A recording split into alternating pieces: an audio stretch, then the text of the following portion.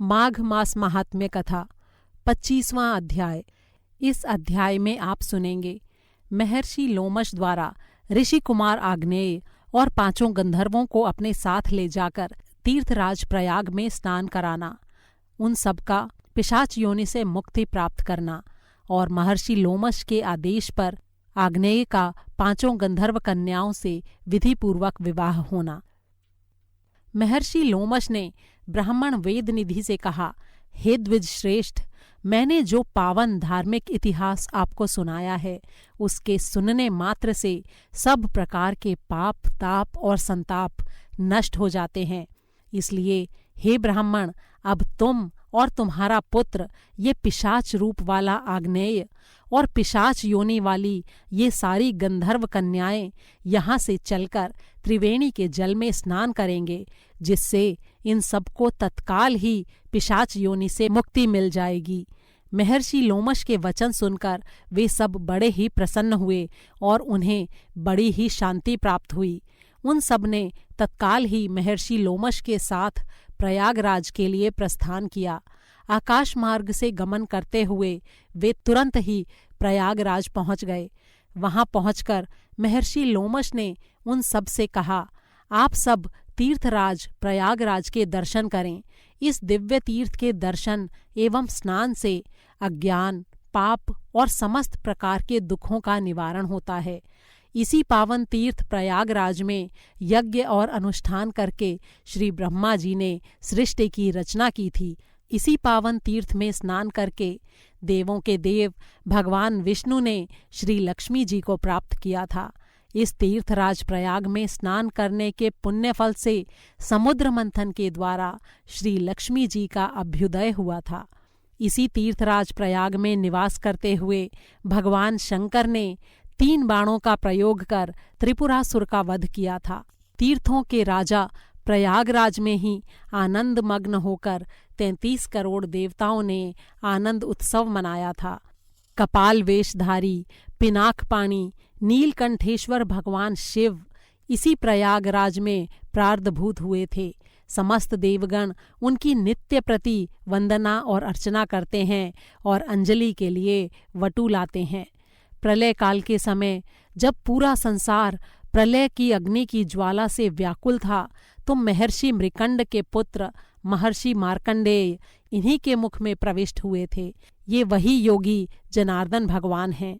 भगवान श्री शंकर जी के शीश पर रहने वाली जानवी भागीरथी श्री गंगा जी सचमुच ही सारे पापों, तापों और संतापों को हरने वाली हैं।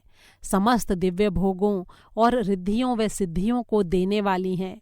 सारे दुखों का निवारण करके दीर्घायु, समस्त प्रकार के सुख प्रदान करने वाली हैं। सिद्धि की प्राप्ति के लिए सारे सिद्धगण भी इन्हीं की सेवा किया करते हैं। ये भागीरथी गंगा जी स्वर्ग के सुख और सर्वोत्तम ऐश्वर्य को प्रदान करने वाली हैं। इनके जल में भक्ति भाव के सहित स्नान करने से प्राणियों को मोक्ष की प्राप्ति होती है। और तो और यहीं पर श्री गंगा जी के साथ रवि तनया यानी सूर्य की पुत्री यमुना जी भी विराजमान हैं। हे द्विज श्रेष्ठ, इन दोनों पापनाशिनी महानदियों का संगम सर्व पापनाशी और दिव्य सुख प्रदान करने वाला है। इनमें स्नान करते ही अज्ञान का नाश होकर ज्ञान की प्राप्ति होती है।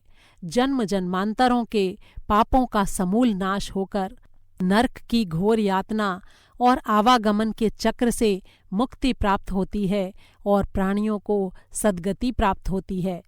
अत्यंत प्राचीन काल में एक गंधर्व ने ऋचिक की पूजा अर्चना में बाधा पैदा की थी, जिससे कुपित होकर ऋचिक ने उस गंधर्व को कौवा बना दिया था। तब उस गंधर्व को इन्हीं तीर्थराज प्रयाग में स्नान करने के फलस्वरूप उस काक योनि से मुक्ति मिली थी और पूर्ववत अपना गंधर्व रूप प्राप्त हुआ था। स्वर्ग की श्रेष्ठ अप्सरा उर्वशी को देवराज इंद्र के शाप के कारण स्वर्ग से निष्कासित होकर पृथ्वी पर आना पड़ा था। तब श्री प्रयागराज में स्नान करने के फलस्वरूप ही अप्सरा उर्वशी को इंद्र के शाप से मुक्ति मिली थी और फिर से स्वर्ग में स्थान प्राप्त हुआ था। हे ब्राह्मण, सत्य ही तीर्थराज प्रयाग की महिमा अपरंपार है। इन्होंने अनेकों ऐसे प्राणियों का उद्धार किया है और कर रहे हैं जिनके उद्धार का अन्य कोई मार्ग था ही नहीं। नहुष के पुत्र राजा ययाति ने भी तीर्थराज प्रयाग में स्नान करके ही उत्तम, गुणी और तेजस्वी पुत्र की प्राप्ति की थी। देवताओं, ऋषियों, मुनियों, यक्षों, गंधर्वों, मनुष्यों और असुरों द्वारा भी पूजित होने वाले महान तीर्थराज प्रयाग सत्य ही वंदनीय और अभिवंदनीय हैं।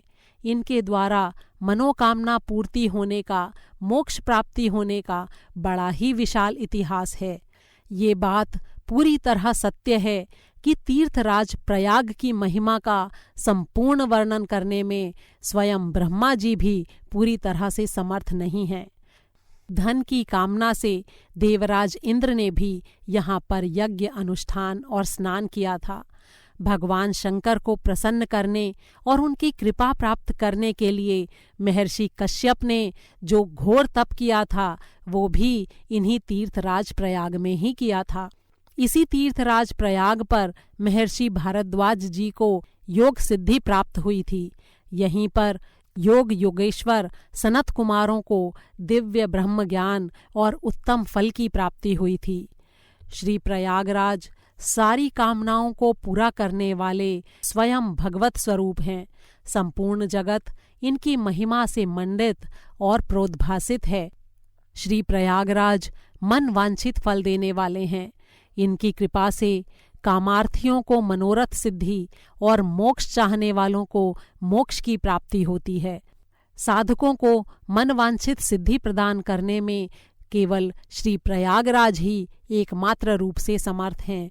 मैं कहाँ तक वर्णन करूं, श्री प्रयागराज की महिमा अपार है।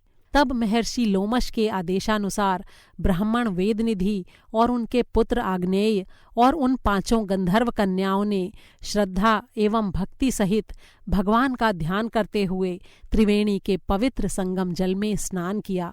इसका तत्काल ही चमत्कारी प्रभाव हुआ और उन 6 प्राणियों ने तुरंत पिशाच योनि से छुटकारा पाकर अपने पूर्ववत रूप को प्राप्त किया।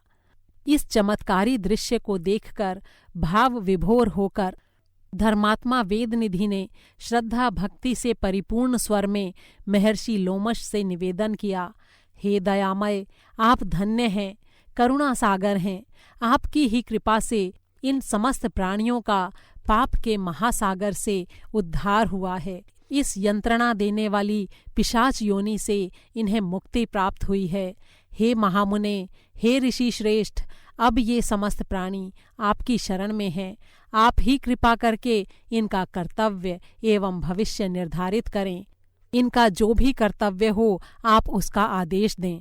ब्राह्मण वेदनिधि का निवेदन सुनकर महर्षि लोमश ने कहा, ऋषि कुमार आग्नेय अर्थात तुम्हारे पुत्र ने सारे वेदों का अध्ययन पूरा कर लिया है, इसलिए अब ये उसके बाद के कर्तव्यों का पालन करे। ये युवा है और गृहस्थ आश्रम में प्रवेश करने के योग्य हो गया है, इसलिए अब तुम्हारे पुत्र आग्नेय का ये कर्तव्य है कि वो विधि अनुसार शास्त्रों में बताई गई विधि से इन गंधर्व कुमारियों से विवाह करे। इसके पश्चात महर्षि लोमश के आदेश के अनुसार और अपने पिता के सानिध्य में पूरी शास्त्रोक्त विधि से उन 5 गंधर्व कुमारियों को पत्नी रूप में पाणी ग्रहण कर आग्नेय अति प्रसन्न हुआ। अपना मनोरथ सिद्ध हो जाने के हर्ष के कारण वे 5 गंधर्व कुमारियां भी बड़ी ही आनंदित हुईं। इस सारे आयोजन को संपन्न कराने के पश्चात महर्षि लोमश भी अपने आश्रम को प्रस्थान कर गए। महर्षि लोमश के प्रस्थान करने के पश्चात महात्मा वेदनिधि भी अपने पुत्र और 5 पुत्र वधुओं सहित प्रसन्न मन से कुबेर के लोक को चले गए। इतनी कथा सुनाकर महर्षि वशिष्ठ ने कहा, हे राजन, तीर्थराज प्रयागराज का ये दिव्य इतिहास बड़ा ही पवित्र और मनोरम है। ये समस्त प्रकार के मन, वाणी और कर्म से किए गए पापों का नाश करने वाला है। जो मनुष्य भक्ति भाव से इसका रोज पाठ करते हैं अथवा सुनते हैं, उनके सारे मनोरथ पूरे होते हैं। इस पावन धर्म के इतिहास को सुनने के पश्चात अपनी सामर्थ्य के अनुसार दान पुण्य अवश्य करना चाहिए और इसके पाठ का पूजन करना चाहिए, क्योंकि इसे ब्रह्म के समान माना गया है। इसलिए अपना जन्म सफल करने और सद्गति प्राप्त करने के इच्छुक श्रोता को पूरा माघ मास इस महात्म्य को सुनने के साथ साथ भगवान विष्णु का नाम जाप अवश्य करना चाहिए। ओम श्री प्रयागराजाय नमः। ओम श्री विष्णवे नमः। इति श्री माघ मास महात्म्ये भाषाटीकायां पंचविंशोऽध्यायः संपूर्णम्। 25वां अध्याय समाप्त हुआ। माघ मास महात्म्य संपूर्ण हुआ।